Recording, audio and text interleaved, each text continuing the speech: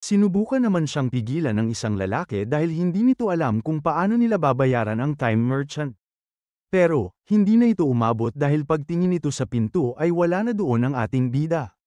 Ang nakita na lang nito ay ang isang pirasong papel na lumulutan sa gitna ng kwarto. Doon nakasulat ang bank account details ng time merchant at sinabing doon na lang nila ilagay ang bayad at inaasahang hindi siya lolokohin ng mga ito. Makalipas ang ilang sandali ay binalik na ng ating bida sa normal ang oras kaya gumalaw na ang mga taong nakatigil sa kanilang kwarto. Hindi makapaniwala ang mga ito dahil pagtingin nila sa kanilang leader ay nakaupo na ito sa kanyang kama at mukha ng masigla. Nung nahimasmasan naman na ang matanda ay sinubukan na nitong tumayo at sinabi sa lahat makinig sa kanyang sasahihin. Inutos nito sa lahat ng nakakita sa nangyari na hindi nila ito dapat palabasan sa kwartong iyon at wag na wag nila itong sasabihin kahit na kanino. Naintindihan naman ng kanyang mga kasama ang sinabi ng leader kaya yumuko ang mga ito sa kanyang harapan at sinabing gagawin nila iyon. Sa isang gilid naman ay makikita nating nakatulala ang kanilang doktor dahil hindi nito maipaliwanag ang nangyari sa matanda. Ang huli kasi nitong naaalala ay bigla na lang pumasok sa loob ng kwarto ang isang binata at nung nawala na ito ay bumangon na rin ang kanilang leader. Nung kumalma na ang lahat ay lumapit sa matanda ang kanyang pamangkin at binigay ang papel na iniwan sa kanya ng ating bida. Nung matapos nitong basahin ang sulat ay sinabi nito sa kanyang mga kasama na sundin nila ito at bayaran ito hanggang sa huling sentimo. Dahan-dahan itong naglakad papunta sa bintana at sinabing hindi niya inaakala na meron palang tao na merong ganang klaseng kapangyarihan sa mundong iyon. Hindi ito kagaya ng mga tao na malalakas lang o talentado dahil hindi nito sinusunod ang physics. Dahil doon, sinabi niya sa lahat ng nandoon na kailangan nilang maging kaibigan ang ating bida at huwag nila itong bibigyan ng rason para magalit sa kanila.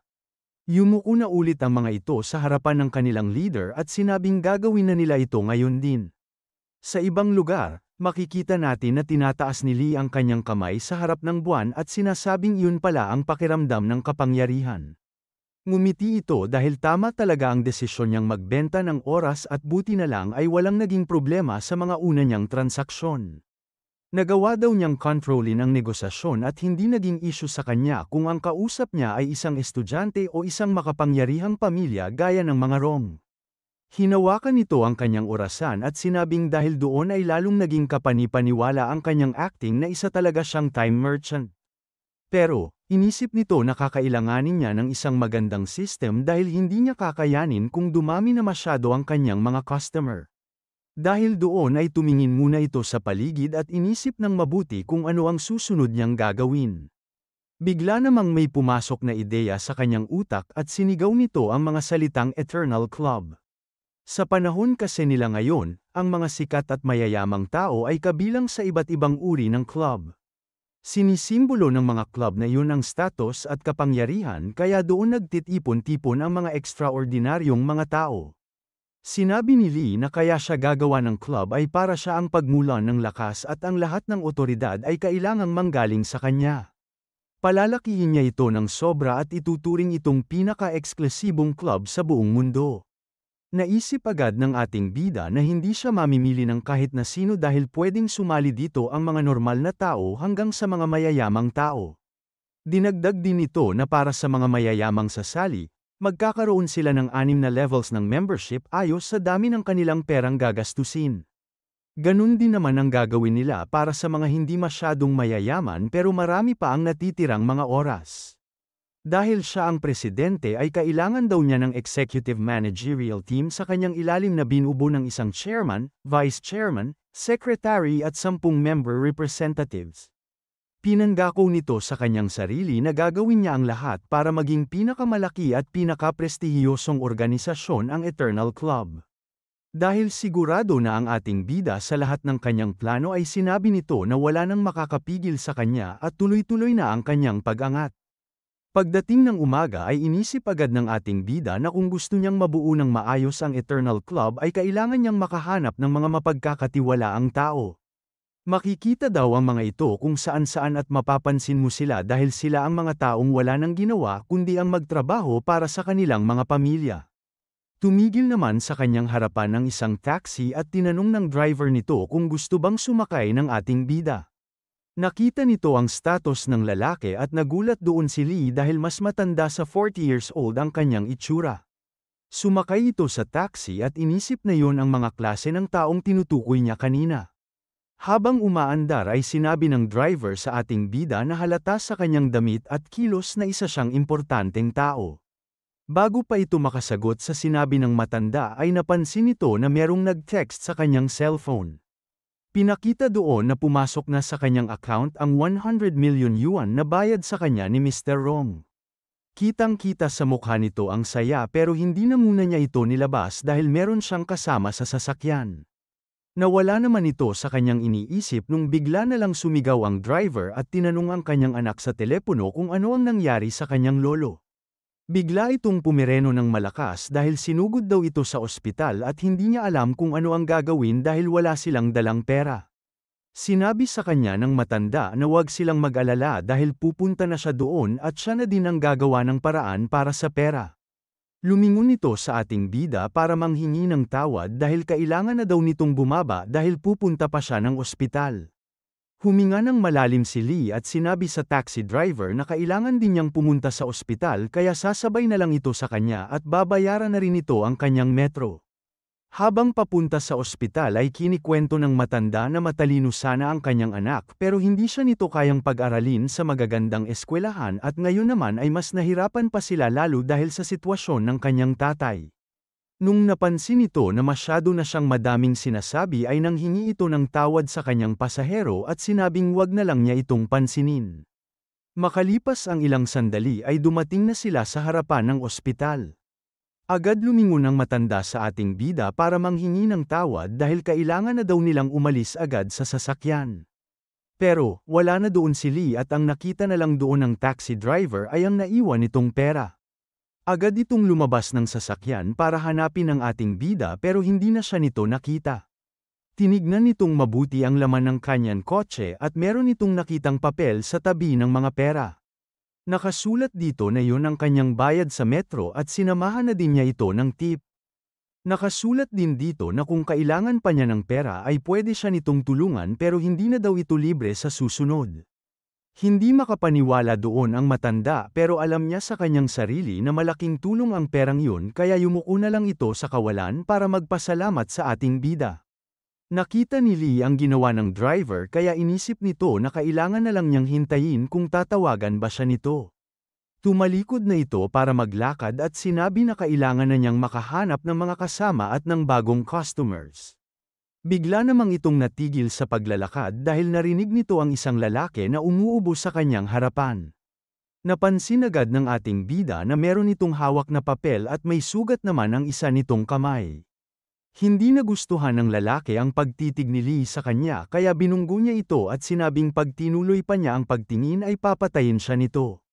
Dahil sa ginawa nito ay hindi niya napansin na nahulog niya ang papel na kanyang hawak. Nung pinulot ito ng ating bida ay makikita nating napangiti ito dahil sinabi niya na pwede niya itong gamitin. Nakuntento naman na ito sa kanyang mga ginawa kaya umuwi na muna ito sa kanila para pagplanuhan ang mga kailangan pa niyang gawin. Pagpasok nito sa kanilang living room ay nakita niya doon ang kanyang roommate na si Yang natulog sa kanilang upuan. Inisip ni Lee na galing na naman siguro ito sa isang party kaya kumuha ito ng kumot para itakip sa kanya. Nung malapit na niya itong ilagay ay pasiga na tinanong ng babae kung ano ang kanyang ginagawa dahil bigla itong nagising. Sinubukan naman itong magpaliwanag pero alam naman ni Yang na wala itong gagawin sa kanya kaya nagpasalamat na lang ito at sinabing doon na lang siya matutulog sa sarili niyang kwarto. Naalala ni Lee na ganun talaga ang ugali ng babae dahil mabait ang ugali nito pero nahahalata pa rin niyang na wala talaga siyang pag-asa dito.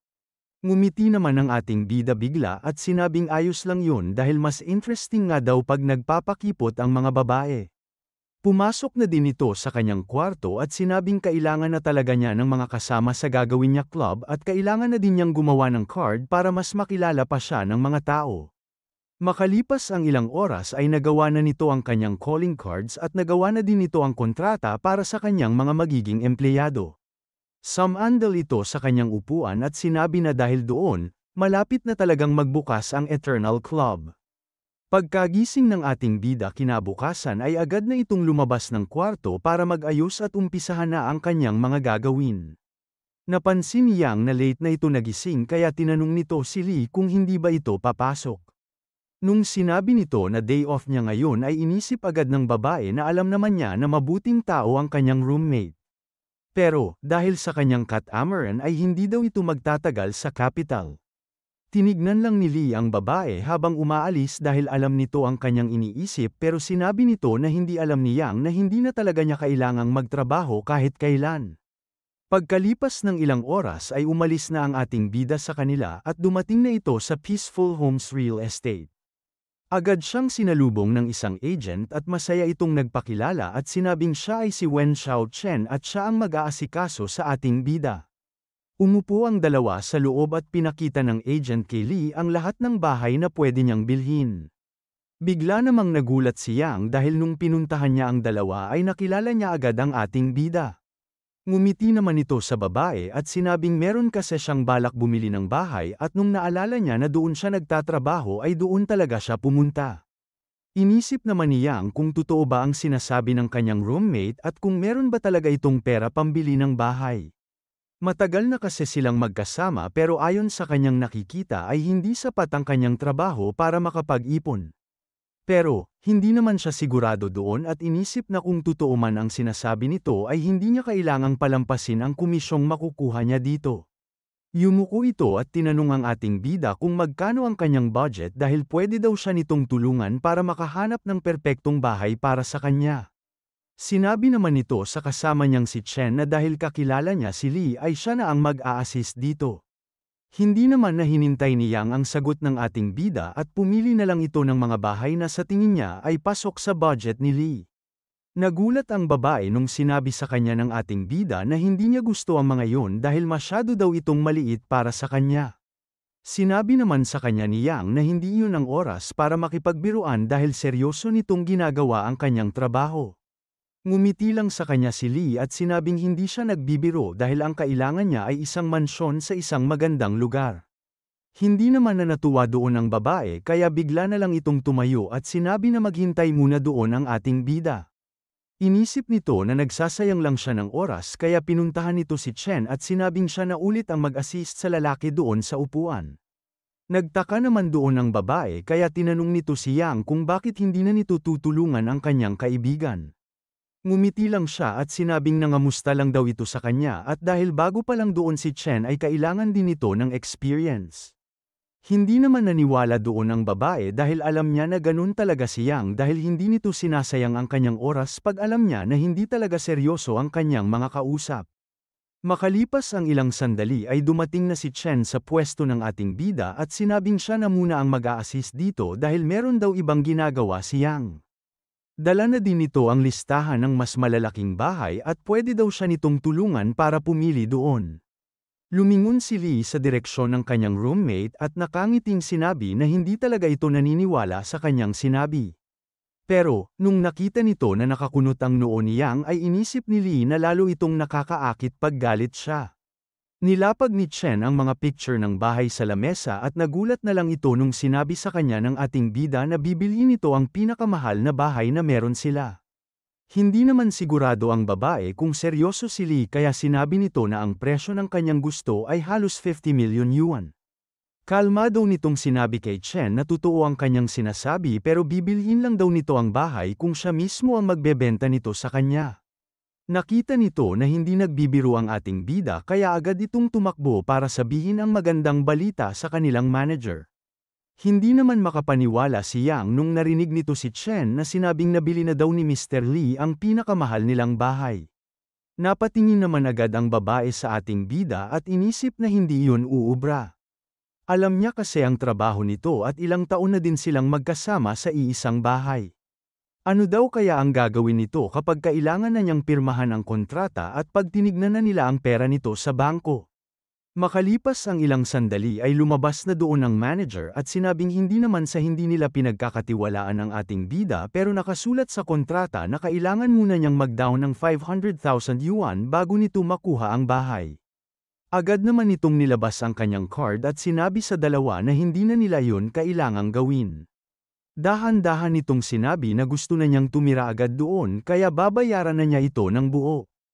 Agad namang nagsigawan ang lahat ng tao sa kumpanya dahil nabenta na nila sa wakas ang kanilang luxurious villa sa General Jade area na may presyong 50 million yuan.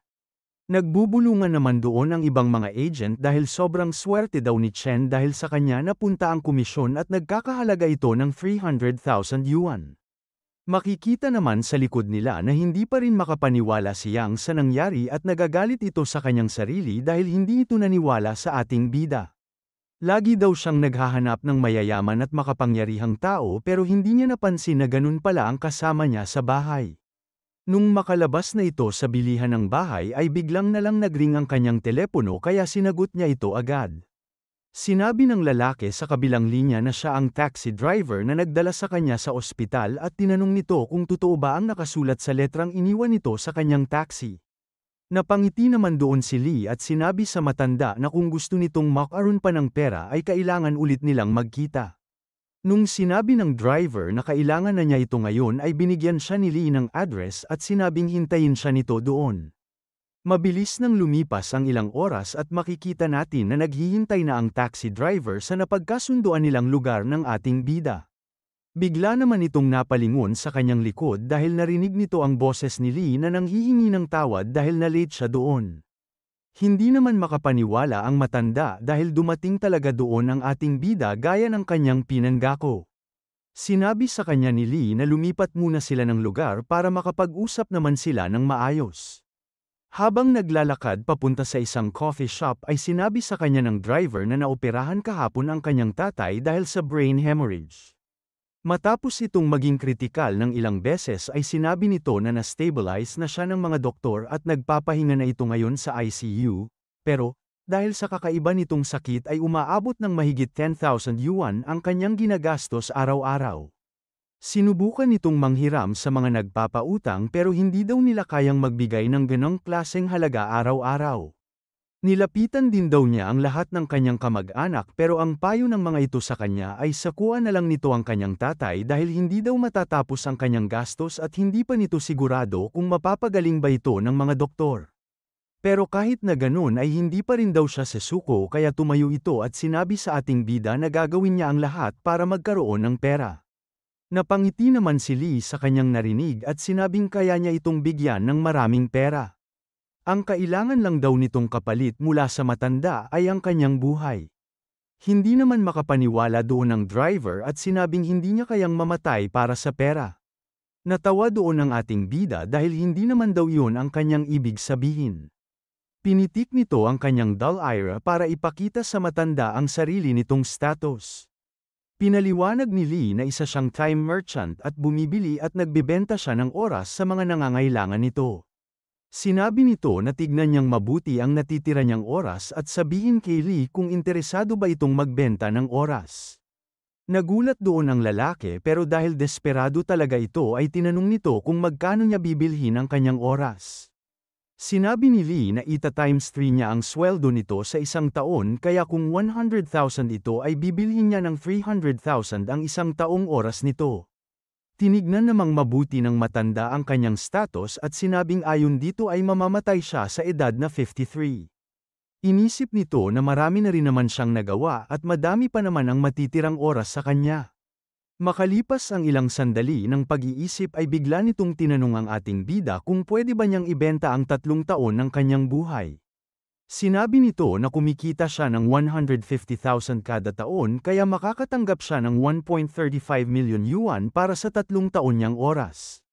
Sinabi nito na tama ang kanyang komputasyon pero dahil doon, 10 taon na lang ang matitira sa kanyang buhay. Inisip nitong mabuti ang kanyang gagawin at sinabing aabutan pa rin naman niya na magkapamilya ang kanyang anak sa oras na yun.